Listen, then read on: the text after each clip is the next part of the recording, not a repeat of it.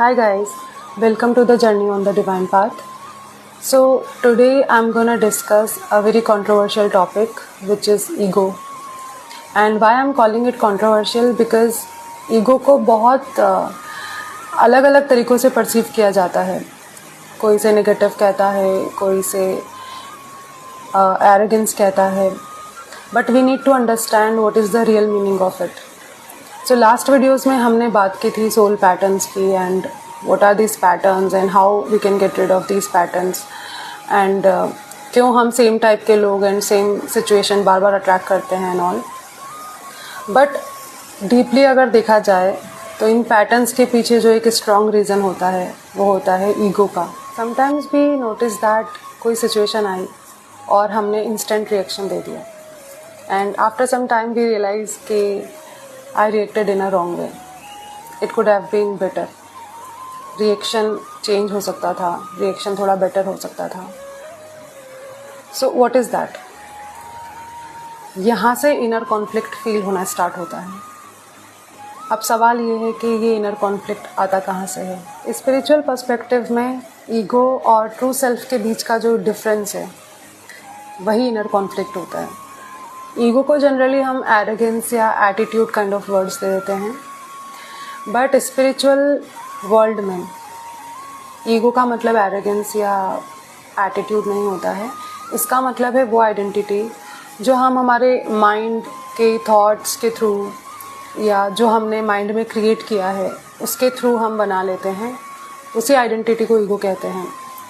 Thoughts like मुझे respect मिलनी चाहिए, लोग मेरे बारे में क्या सोचेंगे, मुझे प्रूव करना है या मैं गलत कैसे हो सकता हूँ, काइंड ऑफ दैट. ये सब ह्यूमन एक्सपीरियंस का पार्ट है. लेकिन जब हम इन सब थॉट से खुद को कम्प्लीटली आइडेंटिफाई कर लेते हैं तो ईगो स्ट्रांग हो जाती है और फिर कोई भी सिचुएशन में हम जल्दी ट्रिगर हो जाते हैं. फॉर एग्ज़ाम्पल किसी ने अगर रिस्पेक्ट नहीं दी, किसी ने इग्नोर कर दिया तो हमारा रिएक्शन लाइक कैसे हमें इग्नोर कर दिया गया या क्यों मेरी बात नहीं सुनी गई. ये सब हमारे इंस्टेंट रिएक्शंस आने लग जाते हैं. क्यों? क्योंकि ईगो स्ट्रांग हो चुकी है. क्यों? क्योंकि वो थॉट्स हमारी आइडेंटिटी बन चुकी है. लेकिन अगर थोड़ा सा हम पॉज ले लें और फिर अवेयरनेस के साथ में हम ऑब्ज़र्व करें तो सिचुएशन में पर्सपेक्टिव भी चेंज हो जाता है. लाइक हम दूसरे इंसान के पर्सपेक्टिव से सोचने लग जाते हैं. मे बी वो इंसान बिजी था, मे बी उसका मूड ठीक नहीं था and all. Reason can be anything. So जब ये थोड़ा सा पर्सपेक्टिव चेंज हो जाता है, जब हमारे अंदर अवेयरनेस आ जाती है, जब हम ज़्यादा ऑब्जर्व करने लग जाते हैं तब ईगो वीक होने लगती है. तब ईगो और अवेयरनेस के बीच का डिफरेंस हमें पता चलने लगता है. So this is very clear that ego instant reaction देता है बट अगर अवेयरनेस होती है तो ऑब्जर्वेशन ज़्यादा होती है. और ईगो के पीछे एक और डीप लेयर होती है दैट इज़ ट्रू सेल्फ. अब ट्रू सेल्फ कोई पर्सनालिटी नहीं है, ये कोई एक अलग हमारे अंदर छुपा हुआ पर्सन नहीं है. This is just a layer, this is just a state जहाँ पे हम ज़्यादा प्रेजेंट, ज़्यादा अवेयर रहते हैं, हम ज़्यादा ऑब्जर्व करते हैं rather than reacting. True self वाली स्टेट में कंपैरिजन नहीं होता, कंपटीशन नहीं होता और अप्रूवल की नीड थोड़ा कम हो जाती है. और स्पिरिचुअल जर्नी का गोल ईगो को कम्प्लीटली डिस्ट्रॉय करना नहीं है क्योंकि ईगो एक ह्यूमन एक्सपीरियंस का नेचुरल पार्ट है. और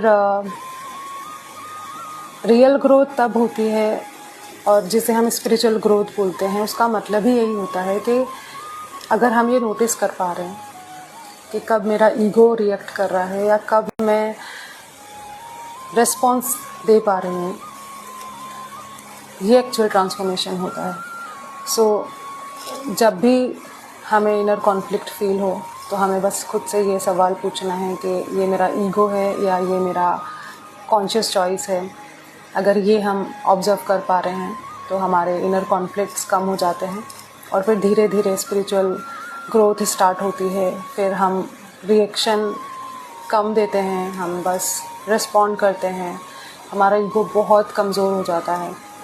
डिस्ट्रॉय नहीं होता है, ego will always be there but observation कर करके उसे बार बार नोटिस कर करके हम उसे कम कर देते हैं. सो let me no in the comments अगर आपने भी कभी ऐसा इनर कॉन्फ्लिक्ट फील किया है कि एक पार्ट कह रहा है कि मुझे रिएक्ट करना है, बट दूसरा पार्ट बोल रहा है कि just take a pause and then respond, so let me know. And मिलते हैं नेक्स्ट वीडियो में, अपनी स्पिरिचुअल जर्नी कंटिन्यू करेंगे। Till then take care.